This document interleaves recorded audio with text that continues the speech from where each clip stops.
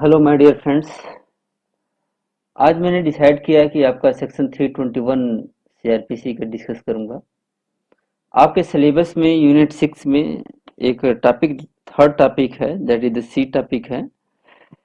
Topic का नाम है सेक्शन 321 विथड्रॉवल ऑफ प्रोसिक्यूशन, और इस टॉपिक पर एक लीडिंग जजमेंट मेंशन किया गया है Abdul Karim versus state of Karnataka का, जिसको कि ऑनरेबल सुप्रीम कोर्ट ने 2000 में डिस्कस किया था। और अगर आप क्वेश्चन पेपर देखें तो इस तरह का इसी केस पर एक बेस्ड आपको प्रॉब्लम भी केस आया हुआ है। केस इस तरह का था कि critically evaluate the role of criminal court and prosecutor in the withdrawal of prosecution in the light of decided cases, case of the Abdul Karim versus state of Karnataka. लेकिन जहां तक मेरा मानना है कि यह केस अपने आप में न ही सफिशियंट है और न ही अपने आप में सफिशियंट नहीं है। बहुत सारे लैंडमार्क जजमेंट हैं जिसको मैं डिस्कस करूंगा, क्योंकि हमारे सिलेबस में केस जो रखा गया है बहुत ही पुराना हो गया है और कई नए नए जजमेंट आ चुके हैं। तो हम इस टॉपिक को थोरोली डिस्कस करेंगे। और हम इस टॉपिक को इसलिए डिस्कस नहीं कर रहे हैं कि सेमेस्टर एग्जाम में बहुत अच्छा मार्क्स पा जाएं। हमारा इसके साथ साथ सेमेस्टर में मार्क्स पाने के साथ साथ आपको एग्जॉस्टिव नॉलेज भी होना चाहिए, और साथ में आप कभी भी कॉम्पिटेटिव एग्जाम के लिए जाएं तो आपको प्रॉब्लम ना हो कि किस केस में क्या डिस्कस किया था क्या नहीं। तो सबसे पहले मैं ये बताना चाहता हूँ कि इस टॉपिक को मैं 2 क्लास लूँगा। आज फर्स्ट 1 आवर का लूँगा, इसके बाद 1 आवर और लूँगा, अदरवाइज़ ये कंप्लीट नहीं हो पाएगा। तो आइए सबसे पहले हम इसको समरी डिस्कस करते हैं कि इसकी समरी क्या है।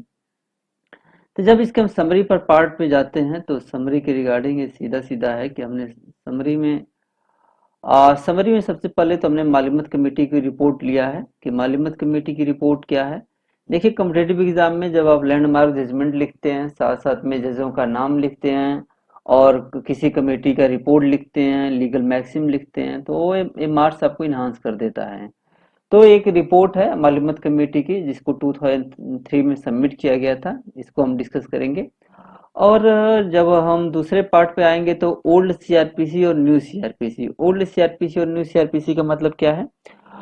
ओल्ड सीआरपीसी और न्यू सीआरपीसी का ये मतलब है कि जो न्यू सीआरपीसी 1973 आया, उससे पहले भी एक ऑलरेडी एक सीआरपीसी रन कर रही थी। उस सीआरपीसी का नाम था कोड ऑफ सिविल प्रोसीजर 1898। तो कोड ऑफ सिविल प्रोसीजर 1898 को रिपील किया गया। तो रिपील करके के नया एक्ट लाया गया। तो कौन सा एक्ट आया या कोड आया? वह कोड या एक्ट का नाम है कोड ऑफ क्रिमिनल प्रोसीजर 1973। तो जब आप पढ़ेंगे 484 का सेक्शन है, 484 लास्ट सेक्शन है सीआरपीसी का, तो उसका क्लास यही कहता है कि the code of criminal procedure 1898 is here bye repealed. तो हियर बाय रिपील्ड, तो जब रिपील्ड हो गया तो उसको हम ओल्ड सीआरपीसी कहते हैं। और जो नया सीआरपीसी है 1973 के बाद जो भी इफेक्ट में आ रहा है, चल रहा है, उसको हम न्यू सीआरपीसी कहते हैं। तो इसी तरह का pari materia that is the similar provisions old CrPC में भी था। ओल्ड सीआरपीसी में कौन सा प्रोविजन था? सिमिलर प्रोविजन, सिमिलर प्रोसीजर 494 था। और न्यू सीआरपीसी में अगर हम आते हैं तो न्यू सीआरपीसी में 321 है। इस तरह से देखेंगे कि ओल्ड सीआरपीसी और न्यू सीआरपीसी में विड्रॉल ऑफ प्रोसिक्यूशन के प्रोविजन तो थे, लेकिन दोनों में डिफरेंस क्या है, या कुछ चेंजेस आए या एज इट इज रख दिया गया। तो एक माइनर सा चेंज लाया गया था जो कि बहुत ही इफेक्टिव भी है, उसको हम बाद में डिस्कस करेंगे। फिर हम इस तरह से तीसरे पॉइंट की तरफ जब मूव करते हैं तो तीसरे टॉपिक पर हम एक डिस्कस करेंगे डिफरेंस बिटवीन 321 224। देखिए, कॉम्पिटिटिव एग्जाम में भी कई बार ऐसा होता है कि ये पूछ लिया जाता है कि विड्रॉल ऑफ चार्जेस किस में है, विड्रॉल ऑफ प्रोसिक्यूशन किस में है। तो विथड्रॉल ऑफ चार्जेस और withdrawal of prosecution both are different thing. जब अगर आपको विथड्रॉल ऑफ चार्ज कहा जाएगा तो आपको 224 डिस्कस करना पड़ेगा। अगर आपका विड्रॉल ऑफ प्रोसिक्यूशन कहा जाएगा तो 321 की बात आएगी। इसीलिए दोनों में आपको कंफ्यूज होने की जरूरत नहीं है। हमने यहाँ पे एक चार्ट बना करके टेबल के माध्यम से हमने दोनों को डिफरेंस कर दिया है। और लास्ट पॉइंट जो हम डिस्कस करना चाह रहे हैं, लैंडमार्क जजमेंट हम डिस्कस करना चाहेंगे। जब लैंडमार्क जजमेंट हम जब डिस्कस करेंगे तो इसमें हमने 7 केसेस मेंशन कर रखे हैं। कितने केसेस रखे हैं? 7 केसेस। जब 7 केसेस देखेंगे तो इसमें एक और पॉइंट है कि इस लैंडमार्क जजमेंट का नाम है तो नाम में तो क्लियर है कि जैसे कि मान लीजिए कि बलवंत सिंह का केस है, तो इसको हम Balwant Singh versus state of Bihar के नाम से नहीं याद रखेंगे। हम जब आपको पढ़ाएंगे तो यहाँ कहेंगे कि बलवंत सिंह का केस है। दूसरा केस हम डिस्कस करेंगे, आपको सुभाष चंद्र का केस है। तो जब हम कहेंगे कि Balwant Singh case, Subhash Chandra case was decided by honourable V R Krishna Iyer, तो हम देखेंगे कि इन दोनों केस को किसने डिसाइड किया था, वी आर कृष्णा अय्यर ने डिसाइड किया था। और सेकेंड केस को, सुभाष चंद्र के केस को भी वी आर कृष्णा अय्यर ने डिसाइड किया था। तो दोनों जजमेंट को, बलवंत सिंह को और सुभाष को किसने डिसाइड किया था, वी आर कृष्णा अय्यर ने। और ये दोनों जजमेंट आए कब, देखिए ये इनिशियल जजमेंट है। जैसे कि 1974 में जब न्यू सीआरपीसी आया, तो जस्ट उसके आफ्टर 3 इयर्स, ये आप देख रहे हैं 1977 में आ गया, और जस्ट उसके आफ्टर 2 इयर्स 1979 में ये आ गया। तो हम देखेंगे कि वी आर कृष्णा अय्यर का जो जजमेंट है वो ऑलरेडी 1977 और 1979 में उन्होंने दो लैंडमार्क जजमेंट डिसाइड किए थे। एक का केस का नाम है बलवंत सिंह, दूसरे का नाम है सुभाष चंद्र। देखिए जब आप फुटनोट की तरफ आप देखेंगे, तो फुटनोट में इसलिए लिखने का पर्पज ये होता है कि जैसे ही आप, मैं पहले भी बता चुका हूँ कि अगर आप चेक करना चाहें कि सर ने गलत लिखा है कि सही लिखा है, तो आप इस पे इस कंट्रोल करके यहाँ पे एक बार क्लिक मारिए, ओरिजिनल जजमेंट खुल जाएगा, तो आप यहाँ से चेक कर सकते हैं। और ओरिजिनल जजमेंट आप खुद पढ़ भी सकते हैं, आपको पढ़ना भी चाहिए, क्योंकि हम लोग भी लिखने से पहले ओरिजिनल जजमेंट हमेशा पढ़ता हूँ। क्योंकि कोई किताब गलत लिख दे चलेगा, लेकिन अगर मैं गलत लिख दूं और कोई तो और मुझसे पूछे कि सर गलत है कि सही, तो मैं क्या कहूंगा कि उस किताब में लिखा हुआ है। इसलिए मैं किसी किताब को पढ़ने के बजाय हमेशा ओरिजिनल जजमेंट पढ़ता हूँ और लिखता हूँ। इसीलिए आज इसे वो 3-4 दिन से पढ़ रहा था, आज एक कंप्लीट हुआ है, तो आप लोग भी पढ़िए। तो दो जजमेंट आपने वी आर कृष्णा अय्यर ने डिसाइड किया है। अब हम देखेंगे कि इसमें से 3 जजमेंट जो आएंगे, 3 जजमेंट को दीपक मिश्रा ने डिसाइड किया है। किसने डिसाइड किया, दीपक मिश्रा ने। अब देखिए, जैसे कि हम दीपक मिश्रा का एक जजमेंट है जिसको कि उन्होंने डिसाइड किया है, दीपक मिश्रा ने भैरम मुरलीधर का केस डिसाइड किया है। भैरम मुरलीधर का जब इन्होंने केस डिसाइड किया था, तो इन्होंने एक लैंडमार्क वर्ड यूज किया था। उसमें कहा था कि पब्लिक प्रोसिक्यूटर की जो ऑफिस है, ये पोस्ट ऑफिस की तरह नहीं है कि गवर्नमेंट ने दिया कि यहाँ ले जा करके कोर्ट में सबमिट कर देना, उस केस को विड्रॉ कर लेना, नहीं, ऐसा नहीं है। और यहाँ पे यही कहा गया था, इन तीनों जजमेंट में दीपक मिश्रा ने चाहे भैरम मुरलीधर का केस हो, चाहे एसपी गुप्ता का केस हो, चाहे अब्दुल वहाब का केस हो। अब्दुल वहाब के जब देखेंगे तो के का मतलब क्या होता है, आप कह सकते हैं कि के यहाँ क्यों के फुल स्टॉप क्यों दिया गया है। देखिए जब साउथ इंडिया में जब जाएंगे तो वहाँ पे के एक इनिशियल की तरह से वर्ड यूज होता है, शॉर्ट फॉर्म की तरह यूज होता है। तो उस तरह का यहाँ पे के है और कोई इसका मतलब नहीं है। तो अब्दुल वहाब का केस के नाम से जानेंगे। तो हमने देखा कि यहाँ पे बैरम मुरलीधर का केस, एसपी गुप्ता का केस और अब्दुल वहाब का केस किसने डिसाइड किया, ऑनरेबल जस्टिस दीपक मिश्रा ने डिसाइड किया है। तो हमने देखा कि जो शुरू के केस थे, बलवंत सिंह और सुभाष चंद्र का वी आर कृष्णा अय्यर ने डिसाइड किया है। और इन दोनों के बीच में भी 2 ईयर का गैप है, 1977 से लेकर 1979 का 2 ईयर का गैप है। और जब हम यहाँ पर आएंगे, जिसको 3 जजमेंट को दीपक मिश्रा ने डिसाइड किया है, तो इसमें भी आप देखेंगे कि 2-2 ईयर का गैप है। जैसे आप देखिए कि इसमें है कि 2004 का जजमेंट है। 2004 में अगर आप 2 ईयर जोड़ेंगे तो कितना हो जाएगा, 16 हो जाएगा। अगर 2 ईयर जोड़ेंगे 16 में तो कितना हो जाएगा, 18 हो जाएगा। तो आप इधर देख रहे हैं कि यहाँ 14, 16, 18 के जजमेंट है। इस तरह से आपको बहुत ही क्रिस्टल क्लियर हो गया। तो हमें 5 जजमेंट तो ऐसे ही याद हो गए। 2 जजमेंट को हमने कृष्णा अय्यर ने डिसाइड किया, 3 जजमेंट को दीपक मिश्रा ने डिसाइड किया। देखिए इस जजमेंट को जब मैं पढ़ रहा था तो मैंने देखा कि फेसबुक पे या इधर उधर जो भी मटेरियल था बहुत सर्च किया। नया जजमेंट अब लिखोगे, कुछ दिन पहले ही स्टूडेंट पूछ रहे थे कि सर नया जजमेंट लिखेंगे तो क्या होगा, कैसे होगा। नया जजमेंट लिखने से हमेशा एक करंट पोजीशन मालूम होता है और आपको मार्क्स एक्स्ट्रा मिलेंगे। तो आप भरसक प्रयास करिए कि नया जजमेंट ही लिखिए, क्योंकि कॉम्पिटेटिव एग्जाम में नए जजमेंट ही पूछे जाते हैं, पुराने भी पूछे जाते हैं, नए भी पूछे जाते हैं। तो 7 जजमेंट में से 5 जजमेंट तो हमने याद कर लिया। बलवंत सिंह का केस, सुभाष चंद्र का केस वी आर कृष्णा ये ने डिसाइड किया था, और बैरम का केस, एसपी गुप्ता केस और अब्दुल वहाब का केस ऑनरेबल जस्टिस दीपक मिश्रा ने डिसाइड किया था। देखिए हम बार बार कृष्णा अय्यर दीपक मिश्रा कह रहे हैं, तो आप इसका मतलब ये नहीं है कि हम वो डिफेमेशन कर रहे हैं। इम्प्लाइड ऑनरेबल जस्टिस है, क्योंकि बार बार वर्ड को यूज करना बहुत वो हो जाएगा। तो ऑनरेबल जस्टिस आप जब भी लिखेगा तो honourable justice V R Krishna Iyer लिखेगा, ऑनरेबल जस्टिस दीपक मिश्रा लिखेगा। अब इन 5 जजमेंट में से अब हम आएंगे 2 और लैंडमार्क जजमेंट है। इन 2 लैंडमार्क जजमेंट के बारे में तो आपको मैं यही कहना चाहूंगा कि अगर सीआरपीसी में 321 का सबसे इम्पोर्टेंट केसेस हैं तो सबसे important cases Shivnandan Paswan versus state of Bihar का केस है।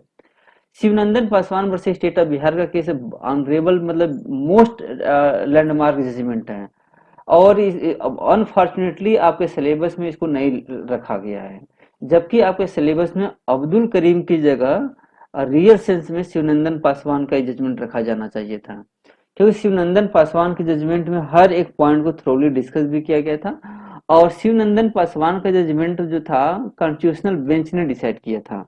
बाकी जितने जजमेंट है या तो सिंगल बेंच ने डिसाइड किया या तो डिवीजन बेंच ने डिसाइड किया है, लेकिन शिवनंदन के केस को किसने डिसाइड किया? कॉन्स्टिट्यूशनल बेंच ने डिसाइड किया है।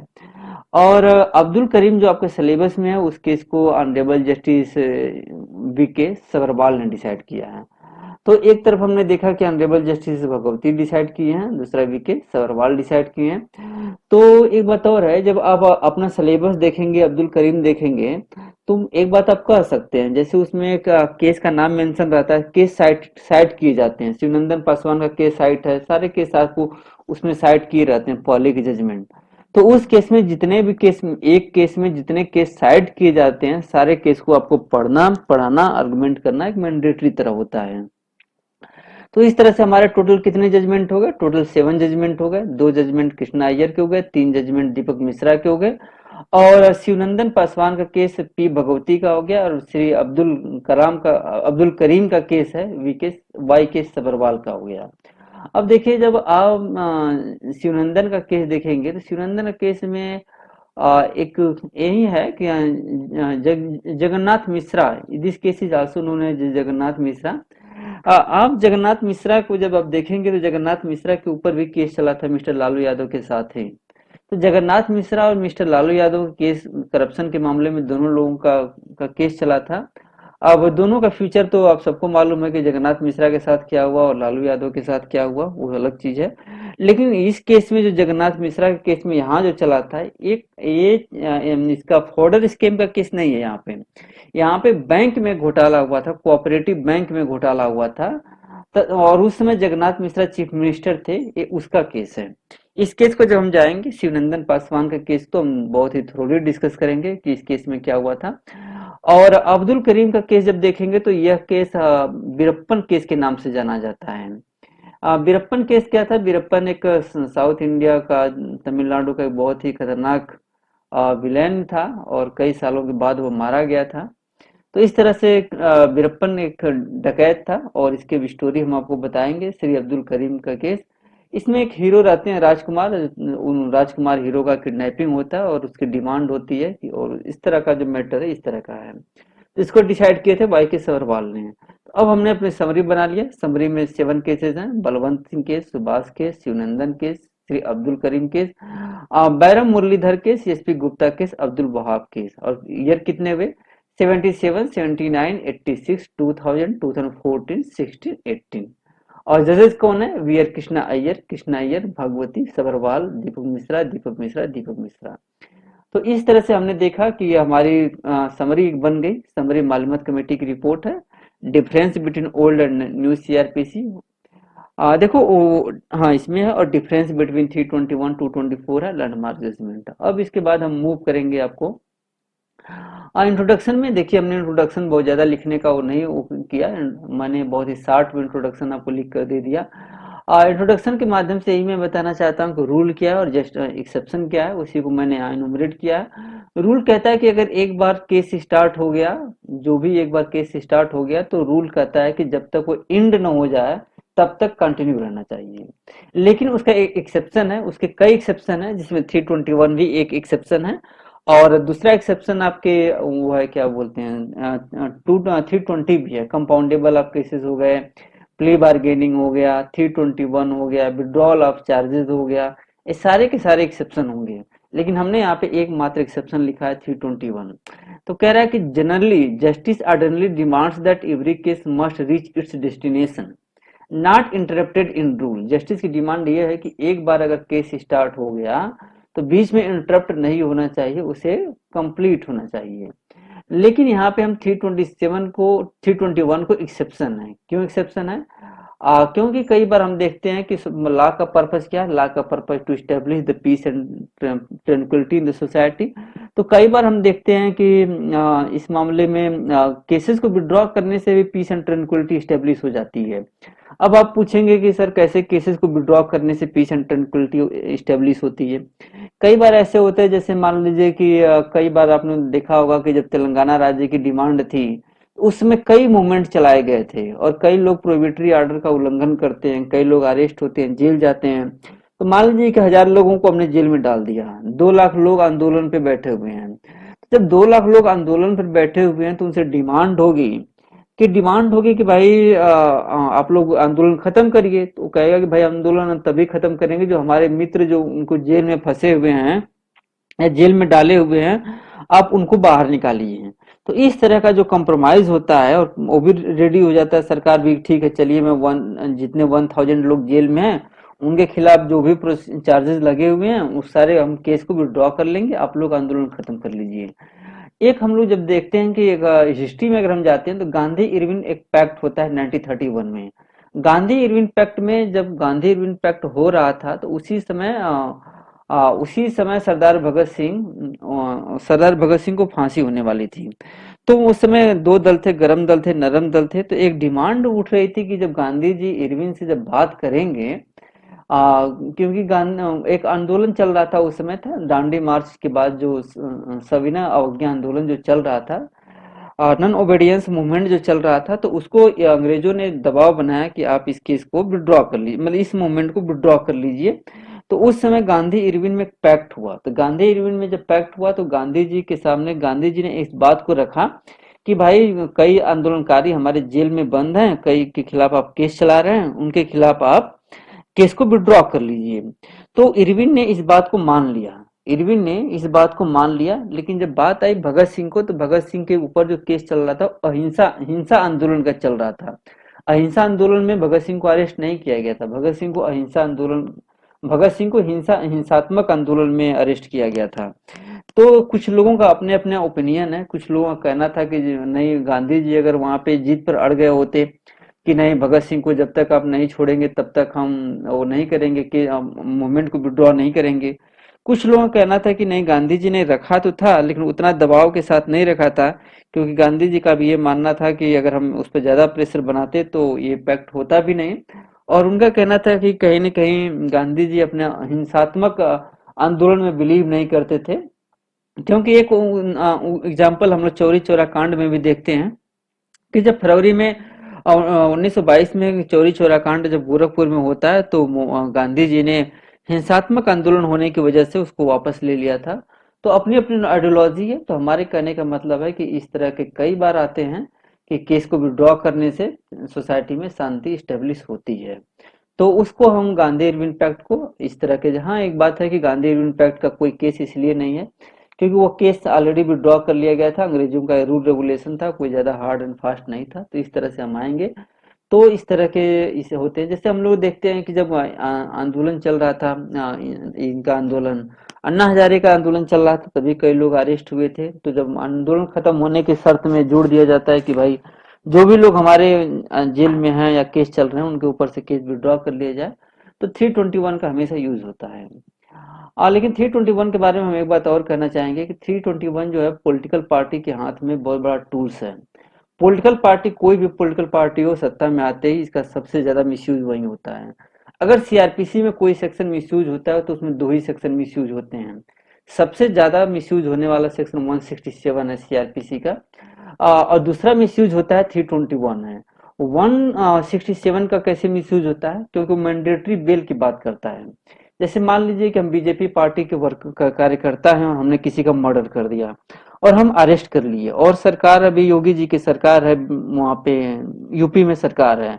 तो होता क्या है कि जनरली क्या होता है कि जैसे ही होता है कि अगर हम पार्टी के कार्यकर्ता हैं तो उसमें मर्डर हुआ है तो मर्डर में 90 डेज के भीतर अगर पुलिस रिपोर्ट सबमिट अगर नहीं होगी पुलिस रिपोर्ट सबमिट नहीं होगी तो हम मैंडेटरी बेल के लिए एलिजिबल हो जाएंगे और हम बेल लेकर के निकल जाएंगे।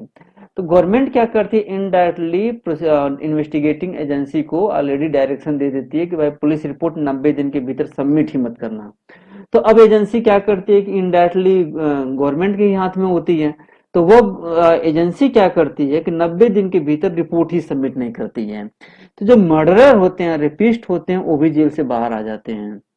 और ये भी होता है कि अब बेल को कैंसिल करना और रिजेक्ट करने में बहुत डिफरेंस होता है, हमने ऑलरेडी आपको डिस्कस कर चुका है। बेल को कैंसिल करना बहुत ही रिजेक्ट करना बहुत इजी होता है, लेकिन कैंसिल करना बहुत ही डिफिकल्ट होता है। तो आप अगर पॉलिटिकल पार्टी से बिलोंग करते हैं तो आप मर्डर में, रेप के केसेस में भी आपको बेल मिल जाती है। और अगर नहीं बिलोंग करते हैं, मान लीजिए अपोजिट पार्टी के हैं आप, अगर एविडेंस नहीं भी है, अगर नहीं भी सफिशिएंट जुटा पा रही है पुलिस अथॉरिटी, तो भी पार्टी का डायरेक्शन आ जाता है कि रूलिंग पार्टी का डायरेक्शन आ जाता है कि ऐसा करो कि जो भी है चाहे एविडेंस कलेक्ट हुआ ना हुआ, जो भी है आधी अधूरी रिपोर्ट जल्दी से 90 दिन के भीतर सबमिट कर दो और बाद में एविडेंस कलेक्ट करते रहना और एडिशनल रिपोर्ट सबमिट कर देना। क्योंकि हमारे यहाँ रिपोर्ट जो होती है 173 के दो पार्ट हैं, क्लास 2 है और क्लास 8 है। क्लास 2 में पहली बार पुलिस रिपोर्ट सबमिट होती है और क्लास 8 कहता है कि एडिशनल पुलिस रिपोर्ट बाद में एविडेंस अगर कलेक्ट होता है तो बाद में भी आप पुलिस रिपोर्ट सबमिट कर सकते हैं। तो रूलिंग पार्टी के हैं तो 90 दिन के भीतर पुलिस रिपोर्ट सबमिट ही नहीं होगी, चाहे जितना भी एविडेंस हो। और अपोजिट पार्टी के हैं तो 90 दिन के भीतर ही रिपोर्ट सबमिट हो जाती है, चाहे एविडेंस भले ही सफिशिएंट न हो। बाद में पुलिस एविडेंस कलेक्ट करती रहेगी और एडिशनल रिपोर्ट सबमिट होती रहेगी। तो 167 का बहुत ही ज्यादा मिसयूज होता है। अब बात रही 321 को कैसे मिसयूज होता है, तो 321 के मिसयूज के बारे में तो हम बहुत ज्यादा यहाँ पे आर्गुमेंट नहीं करेंगे, लेकिन यहाँ जरूर मैं बताऊंगा कि जैसे कि honourable chief minister mister Yogi Adityanath ji ने जैसे सत्ता में आए 17 में, तो 2017 में उन्होंने सत्ता में आते ही एक वो रखा, एक प्रपोजल रखा, उसको कानून बनाने का प्रयास किया गया कि केसेस को विड्रॉ कर लिए जाए।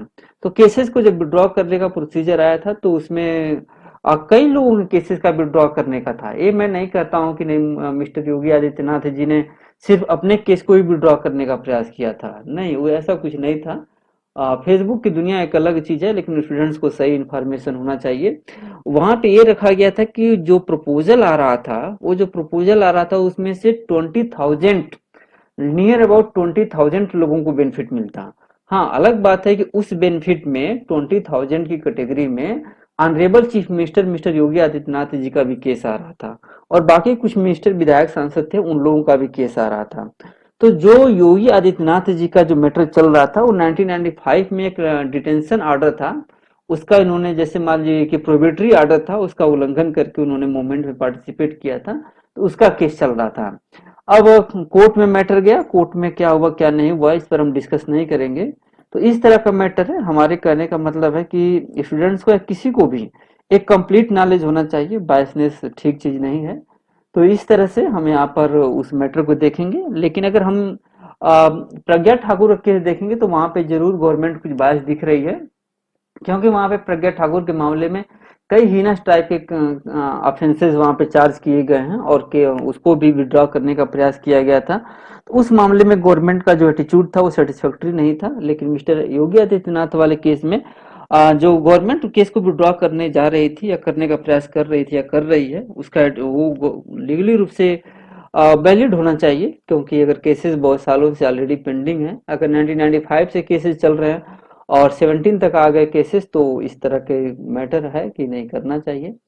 तो इस तरह से हम डिस्कस करेंगे 321 को लेकर के कि पॉलिटिशियंस, जैसे पॉलिटिशियंस क्या करते हैं, जैसे मान लीजिए कि हो गया हम रूलिंग अपोजिट पार्टी में थे और बाय चांस कल को योगी आदित्यनाथ जी की सरकार चली जाती है और मायावती जी की सरकार आती है, तो वो क्या करेंगे कि अब आते ही अब उनके जो कार्यकर्ता थे योगी आदित्यनाथ के सरकार में तो जेल में चले गए थे, पुलिस रिपोर्ट सबमिट हो गई थी, इन्वेस्टिगेशन शुरू हुआ, मतलब ट्रायल शुरू हो गया था। तो अब मायावती जी या मिस्टर अखिलेश यादव क्या करेंगे, अब वो क्या करेंगे कि 321 को यूज कर देंगे। 321 को यूज करके क्या करेंगे कि अपने कार्यकर्ताओं को बाहर निकालने के लिए पब्लिक प्रोसिक्यूटर को या असिस्टेंट पब्लिक प्रोसिक्यूटर को डायरेक्शन दे देंगे, कहेंगे कि जो भी केसेस हमारे कार्यकर्ता के खिलाफ लंबित हैं या पेंडिंग हैं, उस सारे केसेस को विड्रॉ कर लो। अब क्या करेगा कि प्रोसिक्यूटर क्या करता है कि उसका गवर्नमेंट की तरफ से जो डायरेक्शन आता है, तो प्रोसिक्यूटर उसको कोर्ट में सबमिट कर देता है और सारे केसेस को विड्रॉ कर लेता है। तो आप देखेंगे कि अगर आप रूलिंग पार्टी के कार्यकर्ता हैं, तब तो आप 167 के बेनिफिट मिल जाएगा। अगर अपोजिट पार्टी के कार्यकर्ता है तो बेनिफिट नहीं मिलेगा। अगर अपोजिट पार्टी के कार्यकर्ता है और फ्यूचर में अगर आप ही की पार्टी की सरकार आ जाए, तो आपकी पार्टी की सरकार 321 को यूज करके आपके खिलाफ सारे केसेस विड्रॉ कर लेगी। इस तरह से 321 को यूज, अरे इस तरह का मिस यूज होता है। अब हम आएंगे कि मालिमत कमेटी की रिपोर्ट क्या क्या, क्या कहती है। तो जब हम मालिमत कमेटी की रिपोर्ट की बात आती है, तो यहाँ पर एक बात ध्यान में रखने की चीज है कि यह रिपोर्ट 2003 में सबमिट हुई है। इसके ऑनरेबल जस्टिस मालिमत थे, और इसमें एक बात को ध्यान में रखा गया था कि 321 में विक्टिम के लिए कोई स्कोप नहीं है। मान लीजिए कि किसी के व्यक्ति के भाई का मर्डर हो गया और वह अपोजिट पार्टी का, वह रूलिंग पार्टी का कार्यकर्ता है। अब रूलिंग पार्टी क्या कर रही है कि उसको बचाने के लिए उसका केस को विड्रॉ करा रही है। अब क्या कर सकता है जो विक्टिम हो उसका, तो क्या कर सकता है, विक्टिम तो अपोज ही नहीं कर सकता, क्योंकि सारा का सारा गेम एक पब्लिक प्रोसिक्यूटर के हाथ में होता है या असिस्टेंट पब्लिक प्रोसिक्यूटर के हाथ में होता है। विक्टिम इसमें कोई रोल नहीं पार्टिसिपेट करेगा। जैसे प्ली बार्गेनिंग में विक्टिम का बहुत बड़ा रोल होता है बार्गेनिंग करने में, लेकिन केस को यहाँ विड्रॉ करने में यहाँ कोई उसका रोल नहीं है।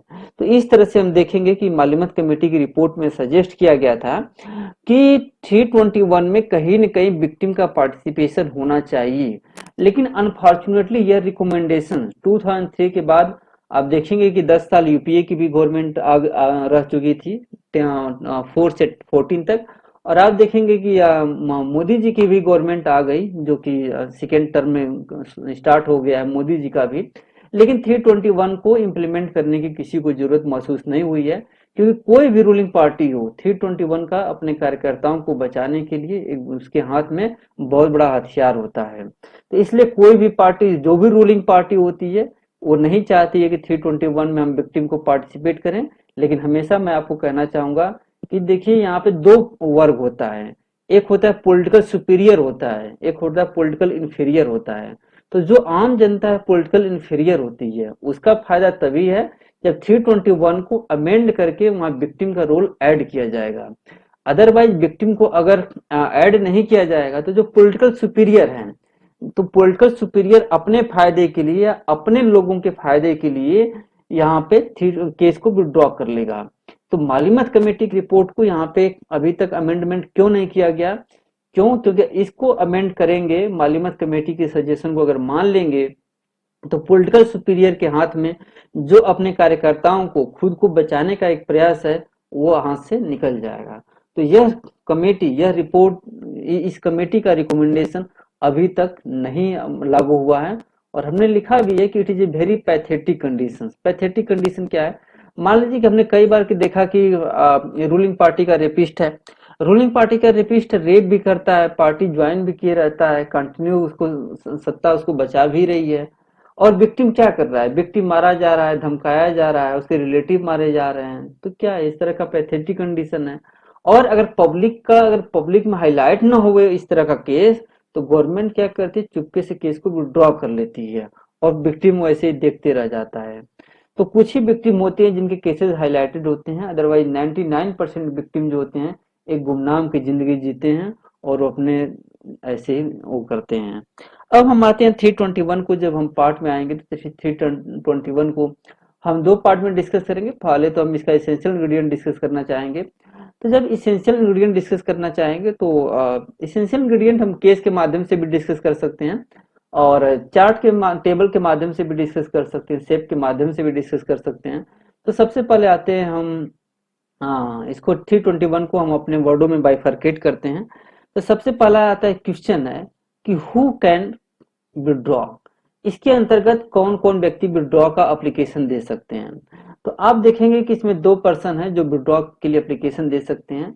पहला तो पॉइंट है कि ये इसमें पब्लिक प्रोसिक्यूटर हो सकते हैं, और दूसरा आप देख रहे हैं कि यहाँ असिस्टेंट पब्लिक प्रोसिक्यूटर हैं। अब एपीपी कौन होता है, एपीपी कौन होता है, मैं इसको डिस्कस करूंगा। लेकिन जो सबसे इंपॉर्टेंट पॉइंट इसमें आया हुआ है कि इंचार्ज ऑफ द केस, ये सबसे इंपॉर्टेंट पॉइंट है। ये जो पॉइंट है इंचार्ज ऑफ द केस, क्योंकि यही वर्ड जो है इंचार्ज ऑफ द केस, यही वर्ड ओल्ड सीआरपीसी में नहीं था। ये वर्ड ओल्ड सीआरपीसी में नहीं था, ये पहली बार न्यू सीआरपीसी में आया हुआ है। यहाँ पर हम बाइफरकेट करेंगे और यहाँ पे लिखेंगे ओल्ड सीआरपीसी और यहाँ पे हम लिखेंगे न्यू सीआरपीसी। जब ओल्ड सीआरपीसी लिखेंगे तो ये वर्ड मिसिंग था, और जब न्यू सीआरपीसी लिखेंगे तो यह वर्ड प्रेजेंट हो जाएगा। तो इस तरह से हम देखते हैं। हाँ, यस। तो इस तरह से हम देखते हैं कि इंचार्ज ऑफ द केस सबसे इंपॉर्टेंट वर्ड है। इंचार्ज ऑफ द केस को लेकर के ही एक केस हम आपको बताऊंगा, जिसको अभी मैं आपको ऊपर डिस्कस कर रहा था। जो केस था आपका शिवनंदन पासवान का केस था। शिवनंदन पासवान के केस में सारा गेम इसी पर था, सारा game in charge of the case पर ही था। क्योंकि हुआ क्या था कि जब जगन्नाथ मिश्रा जी जब चीफ मिनिस्टर थे तो उनको करप्शन हुआ। जब 75 से 77 तक जगन्नाथ मिश्रा चीफ मिनिस्टर थे। जब 75 से 77 तक जब मिनिस्टर थे, इमरजेंसी हटी, मतलब इमरजेंसी के दौरान जगन्नाथ मिश्रा चीफ मिनिस्टर थे। जगन्नाथ मिश्रा बिहार के 3 बार चीफ मिनिस्टर रह चुके हैं। तो पहली बार जब थे तो 75 से 77 में थे। उसी समय बैंक में बहुत बड़ा घोटाला हो गया। तो इमरजेंसी का मैटर था, इंदिरा गांधी की सरकार थी, कुछ हुआ ही नहीं। लेकिन 77 में इलेक्शन हुआ, इमरजेंसी हटी, इलेक्शन हुआ, और वहां पर वहां पे जगन्नाथ मिश्रा की सरकार गिर गई। तो जगन्नाथ मिश्रा की सरकार गिर गई तो 77 से 80 के बीच में आपने देखा होगा कि उसी समय मोरारजी देसाई भी सत्ता में थे और चौधरी चरण सिंह भी सत्ता में थे। लेकिन चौधरी चरण सिंह के बाद जब इलेक्शन हुआ 1980 में, तो 80 में इंदिरा गांधी जी ने की जब सरकार आई तो सेंट्रल में इंदिरा गांधी जी आते ही इन्होंने भी 9 लेजिस्लेटिव असेंबली को डिसॉल्व कर दिया और डिसॉल्व करा करके इलेक्शन हुआ। उसी तरह से बिहार में भी सरकार जो थी 77 में सरकार बनी हुई थी, 5 साल पूरा करने से पहले ही उस सरकार को डिसॉल्व कर दिया गया और इलेक्शन हुआ। जब इलेक्शन हुआ तो 80 में फिर से जगन्नाथ मिश्रा चीफ मिनिस्टर बन गए। इसी बीच में क्या हुआ था कि 77 से 80 के बीच में जगन्नाथ मिश्रा के ऊपर एफआईआर हो गई। एफआईआर हो गई, एफआईआर होते ही उनके ऊपर पुलिस इन्वेस्टिगेशन की रिपोर्ट सबमिट हो गई और रिपोर्ट सबमिट होते ही उनके खिलाफ चार्ज फ्रेम हो गए। चार्ज फ्रेम होते केस स्टार्ट हो गया। तो केस चल ही रहा था। जब तक केस चल रहा था, केस 3 साल होते होते तब तक वो फिर से चीफ मिनिस्टर हो गए। चीफ मिनिस्टर होते उन्होंने पहला काम क्या किया, जब दूसरी बार जगन्नाथ मिश्रा जब चीफ मिनिस्टर बने तो पहला काम किया कि उन्होंने बोला कि भाई पब्लिक प्रोसिक्यूटर को बोला कि तुम मेरे खिलाफ केस को विड्रॉ कर लो। लेकिन वो पब्लिक प्रोसिक्यूटर अपॉइंट हुआ था जनता पार्टी की सरकार में। अब वो जनता पार्टी की सरकार में अपॉइंट हुआ था। अब लॉयल किसकी तरफ था, जनता पार्टी की तरफ था। अब उसका कहना था कि मैं जगन्नाथ मिश्रा के खिलाफ केस को विड्रॉ करूंगा ही नहीं। अब जगन्नाथ मिश्रा के पास क्या ऑप्शन था, क्योंकि फाइनली एप्लीकेशन कौन देगा, फाइनली या तो पीपी देगा या तो एपीपी देगा। जो पीपी देता है, स्पेशल कोर्ट के सामने कोई मैटर चल रहा हो, सेशन कोर्ट के सामने चल रहा हो, हाई कोर्ट के सामने चल रहा हो, तब पीपी देता है। और एपीपी कब देता है, जब मजिस्ट्रेट के सामने चल रहा हो तब। इनका मैटर स्पेशल कोर्ट के सामने चल रहा था। अब उन्होंने क्या किया कि पहले वाले पीपी को हटा करके दूसरा पीपी को अपॉइंट कर दिया, सिन्हा के पीपी को अपॉइंट कर दिया। सिन्हा एक नाम था, सिन्हा पीपी को अपॉइंट कर दिया। अब पहले वाला पीपी कह रहा था कि इस केस का इंचार्ज कौन हूं मैं। पहला पीपी क्या कह रहा था, उसका कहना था कि इस केस का इंचार्ज मैं हूं। तो अगर इस केस का इंचार्ज मैं हूं तो सिन्हा कैसे इस केस को विड्रॉ कर सकते हैं। जबकि सिन्हा कहना था कि नहीं, तुम केस के इंचार्ज अब नहीं रह गए हो। क्यों, क्योंकि अब गवर्नमेंट ने मुझे केस का इंचार्ज बना दिया है। तो क्वेश्चन एराइज यही हो गया। वहां 2 नाम है, आपको बता भी दूंगा, शायद दत्ता उत्ता करके नाम था उसमें। अभी मैं आपको बता भी देता हूँ दोनों का प्रॉब्लम क्या था। अ, अब इसमें ये था कि यस, श्री सिन्हा इनेविटेबली फैक्ट्री, शायद दत्ता करके एके दत्ता थे। अब पहले वाले यहाँ पे थे। अब मैं यहाँ पे लेना चाहूंगा, 1 मिनट लूंगा बस तुम लोगों का। अब देखो, नोट में जाना। हाँ, अब देखो पहले वाले जो थे, फर्स्ट कौन था, FIRST, फर्स्ट कौन था, फर्स्ट यहाँ पे दत्ता थे, DATTA दत्ता थे। अब दत्ता कहना था कि मैं इंचार्ज हूँ। अब दत्ता कब से कब इंचार्ज थे, एक मिनट, दत्ता जो थे, फर्स्ट जो थे दत्ता थे, कब से कब थे, ए 1977 से लेकर के ए 1980 में थे, 80 81 में थे, 81 में थे। लेकिन इसके बाद ये हुआ, एक केस को शिवनंदन इनके जगन्नाथ मिश्रा के खिलाफ केस को विड्रॉ करने के लिए तैयार नहीं थे। तो इसके बाद से सेकेंड अपॉइंट कर दिया गया। सेकेंड किसको अपॉइंट किया गया था, सेकेंड अपॉइंट किया गया था श्री सिन्हा को। अब श्री सिन्हा को अब श्री सिन्हा को जब अपॉइंट किया गया था, तो दत्ता कहना था कि नहीं, केस का इंचार्ज मैं हूँ। सिन्हा का कहना था कि केस का इंचार्ज मैं हूँ। तो क्वेश्चन राइज हुआ कि केस का इंचार्ज कौन है, दत्ता इंचार्ज है कि सिन्हा इंचार्ज है। क्योंकि इसका कंडीशन ये था कि ओल्ड सीआरपीसी में कोई भी पीपी और एपीपी केस को विड्रॉ कर सकता था, लेकिन न्यू सीआरपीसी में एक कंडीशन रख दिया गया कि वही व्यक्ति केस को विड्रॉ कर सकता है जो कि केस का इंचार्ज हो। तो इस केस में माना गया था कि इस केस में सरकार के पास पावर होता है कि पीपी को अपॉइंट कर दे स्पेशल पर्पज के लिए। तो इस केस में कोर्ट ने माना कि नहीं, सिन्हा को अपॉइंट कर दिया गया। जैसे सिन्हा को स्पेशल केस के पर्पज से अपॉइंट कर दिया गया, तो दत्ता इंचार्ज रह ही नहीं गए। इस केस में सिन्हा जो थे, एक तरह से गवर्नमेंट की तरफ से काम कर रहे थे, सिन्हा को इंचार्ज मान लिया गया और दत्ता को रिजेक्ट कर दिया गया। तो ये तो तुम्हारा ब्रीफ में पॉइंट था। तो पहला कंडीशन हम ये बताना चाह रहे हैं तुम लोगों को कि पहला हु कैन विड्रॉ, पीपी कर सकता है और एपीपी कर सकता है। कौन, कंडीशन है कि इंचार्ज ऑफ द केस। जैसे कि इस केस में, शिवनंदन के केस में दत्ता इंचार्ज नहीं रह गए थे, अब इंचार्ज किसको बना गया था, सिन्हा को। हाउ, हाउ का मतलब सबसे बड़ा इंपॉर्टेंट चीज है कंसेंट ऑफ द कोर्ट। ये सबसे इंपॉर्टेंट पॉइंट है, consent of the court. Consent of the court इसलिए इंपॉर्टेंट पॉइंट है कि बिना कोर्ट के कंसेंट से आप विड्रॉ नहीं कर सकते, क्योंकि कोर्ट का कंसेंट ही यहाँ चेक एंड बैलेंस का काम करता है। अदरवाइज गवर्नमेंट क्या करेंगी, सरकारें क्या करेंगी कि अपने मनमाने ढंग से आर्बिट्रेरी मैनर में अपने कार्यकर्ताओं के खिलाफ से केस को विड्रॉ कर लेंगी और कोई कुछ कर ही नहीं पाएगा। तो फाइनल कंट्रोल किसके हाथ में दिया गया है, कोर्ट के हाथ में दिया गया है। कोर्ट ही डिसाइड करेगी कि जो एग्जीक्यूटिव डिसीजन ले रही है वो एडमिनिस्ट्रेशन ऑफ जस्टिस के लिए है या सिर्फ अपना पॉलिटिकल फायदे के लिए है। तो पहला कंडीशन होगा who can withdraw, PP APP, how, with the consent of the court.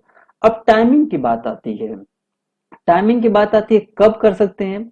तो टाइमिंग में सबसे बड़ी बात ये आती है, अब जब देखेंगे टाइमिंग के मैटर में, तो टाइमिंग में बिफोर जजमेंट इज प्रोनाउंस्ड।